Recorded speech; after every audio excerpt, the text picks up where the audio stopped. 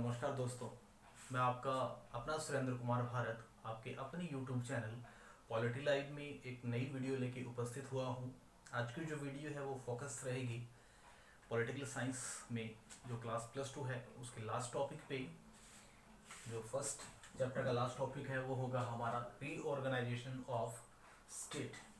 वर्तमान में जैसा हम देख पा रहे हैं कि इंडिया में 28 स्टेट हैं और 9 यूटीज़ हैं। क्या इनकी संख्या ऐसी ही थी या इससे कम थी या इससे ज़्यादा?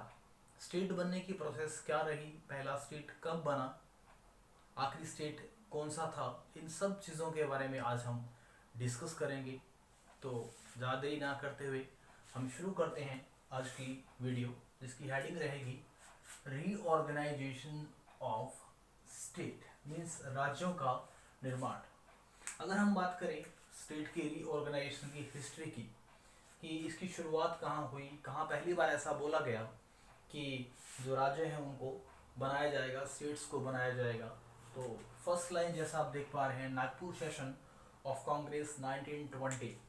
1920 के कांग्रेस का जो अधिवेशन हुआ था उसमें ऐसा बोला गया था कि जैसे ही भारत आज़ाद होगा, आज़ाद होने के बाद में भारत के अंदर जितनी भी प्रिंसली स्टेट्स हैं उनको यूनिफाइड करेंगे, और यूनिफाइड करने के बाद में हम कुछ बेसिक प्रिंसिपल को अडॉप्ट करेंगे, और उन बेसिक प्रिंसिपल के अकॉर्डिंग हम क्या करेंगे, इंडिया के अंदर जो स्टेट होंगे हम उनको बनाएंगे।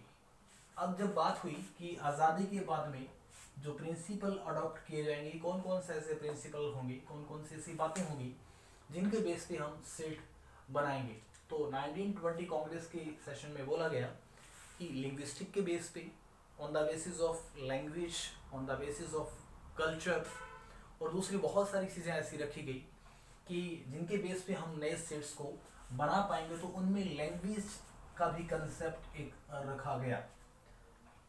अब कांग्रेस ने ऐसा बोल तो दिया कि जैसे भारत आज़ाद होगा हम लिंग्विस्टिक बेस के ऊपर स्टेट्स को क्रिएट करेंगे, बट जैसे ही हमारा देश आज़ाद हुआ, इंडिया गॉट फ्रीडम इन 1947, तो इंडिया के अंदर जितने भी प्रिंसली स्टेट है उनको एक किया गया बाय द सरदार पटेल।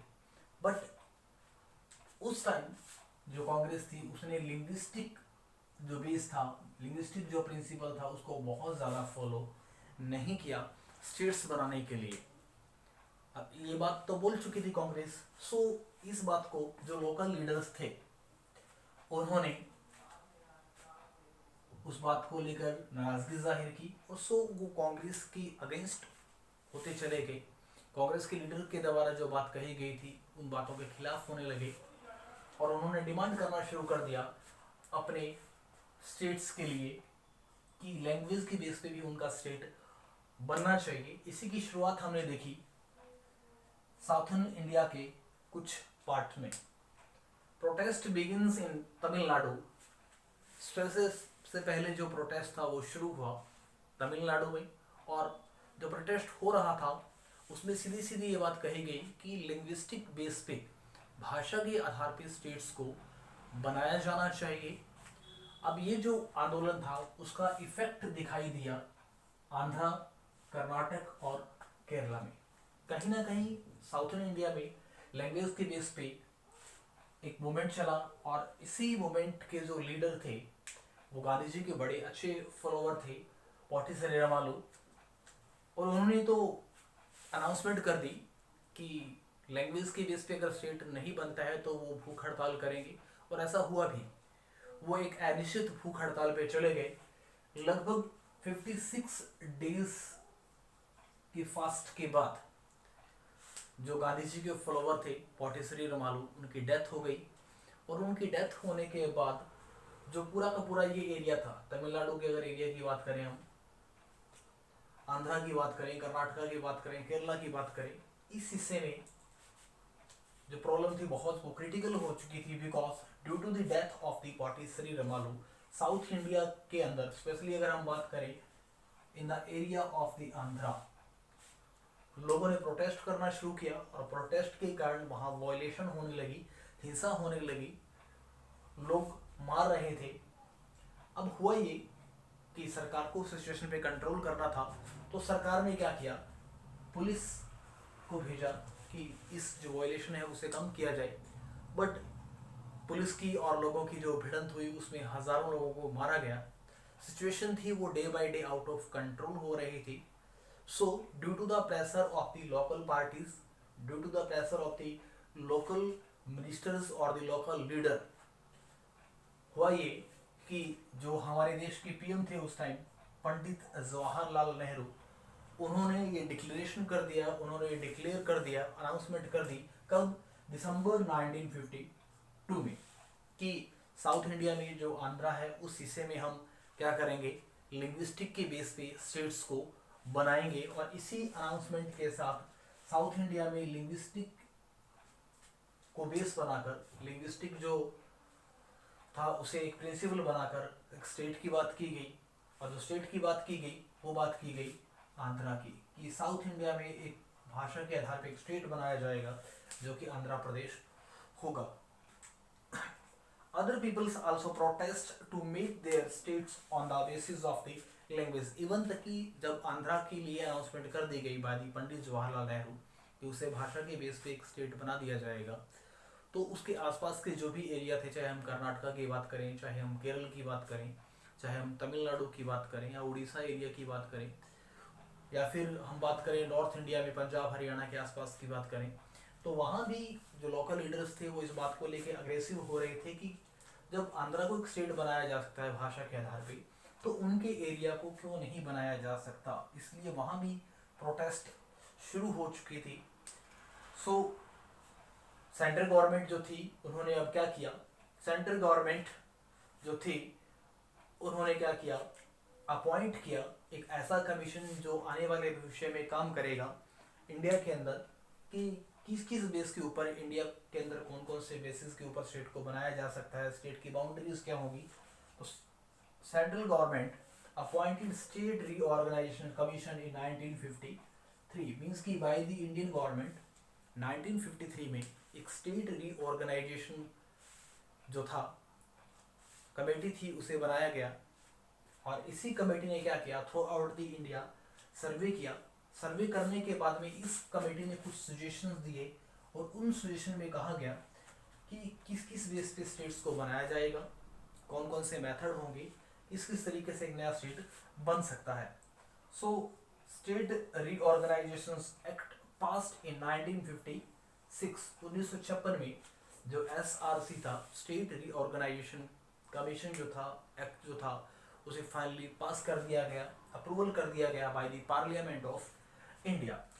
और इसी को बेस बनाकर इंडिया के अंदर उस टाइम 14 स्टेट्स बनाई गई और 6 यूटी बनाई गई। मीन्स 1956 में जो इंडिया था उसे अलग अलग पार्ट में डिवाइड किया गया, स्टेट्स बनाए गए और जो स्टेट्स बने उनकी संख्या थी 14 और जो यूटीज बनी उनकी संख्या थी 6।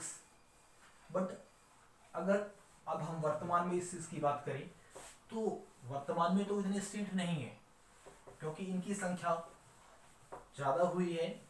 तो कौन कौन से स्टेट कब बने, कुछ इंपॉर्टेंट हम इंफॉर्मेशन की बात कर लेते हैं। सबसे पहले हम बात करें 1953 में, on the basis of the linguistic states, जो आंध्रा था वो भारत का फर्स्ट ऐसा स्टेट था जिसे भाषा के आधार पे बनाया गया। इसके बाद में 1956 में जो SRC था, स्टेट रीऑर्गेनाइजेशन कमीशन था, उसी के रिकमेंडेशन के ऊपर इंडिया में टोटल 14 स्टेट्स बनाए गए और 6 यूटी बनाए गए। इसके बाद की अगर बात करें तो 1960 में बात करें मैं डेट की, तो 1 मई मीन्स आज के दिन ही बात करें महाराष्ट्र की और गुजरात की, 2 ये स्टेट बने। इसके बाद में अगर मैं बात करूं इसी एरिया के बिल्कुल नज़दीक 1966 1 नवंबर को जो पंजाब था पंजाब के हिस्से से ही एक स्टेट बनाया गया, दैट इज हरियाणा। इसके बाद अगर मैं बात करूं 1972 में जो असम था उससे अलग करके एक हिस्से को बना लिया गया, दैट इज मेघालय। इसी तरीके से स्टेट्स बनते रहे और इसी अगर साल की मैं बात करूं 1972 में ही तो मणिपुर प्लस त्रिपुरा, इन स्टेट को भी 1972 में बनाया गया। फिर 1987 की बात करूं, नॉर्थ ईस्ट अगर स्टेट्स की ही बात की जाए तो इस टाइम मिजोरम प्लस जो अरुणाचल प्रदेश था उसको बनाया गया। और इस तरीके से धीरे धीरे जो स्टेट्स थे उनकी संख्या बढ़ती चली गई और एक टाइम ऐसा आया कि एकदम से स्टेट रीऑर्गेनाइजेशन एक्ट के अकॉर्डिंग बहुत सारी रिकमेंडेशंस हुई, बहुत सारी इंडियन जो टेरिटरी थी उसमें चेंजेस देखे जाने लगे, इंडियन मैप है उस पर चेंजेस दिखाई दिए और 2000 में तो एक बड़ा चेंज दिखाई दिया। एक साथ ही इंडिया में 3 स्टेट्स बना दिए गए। अगर मैं बात करूं यूपी थी उसको काट के यूके उत्तराखंड को अलग किया गया, एमपी थी एमपी को काट के छत्तीसगढ़ को अलग किया गया और बिहार को काट के झारखंड को अलग किया गया। मीन्स कि एकदम से इंडियन जो टेरिटरी थी उनको बड़ा चेंजेस देखने को मिला। बट अगर हम अब बात करते हैं कि लास्ट जो था वो कौन सा स्टेट बना, तो ऑन द डेट ऑफ 2 जून 2014 को तेलंगाना एक स्टेट बना। अब इसके बाद बात करें यहाँ तक जब हम पहुँचे तो हमारे देश में 29 स्टेट और 7 यूटीज हो चुकी थी। बट रिसेंटली अगर हम बात करें 2020 की तो कुछ ही टाइम पहले हमारे देश के अंदर जो आर्टिकल 370 था उसे रिमूव कर दिया गया by the announcement of the president of India और जो J&K था उसे डिवाइड करके 2 पार्ट्स में डिवाइड कर दिया गया। J&K को डिवाइड करने के बाद में उसकी स्पेशल जो प्रिविलेजेस थे उसे अबॉलिश कर दिया गया।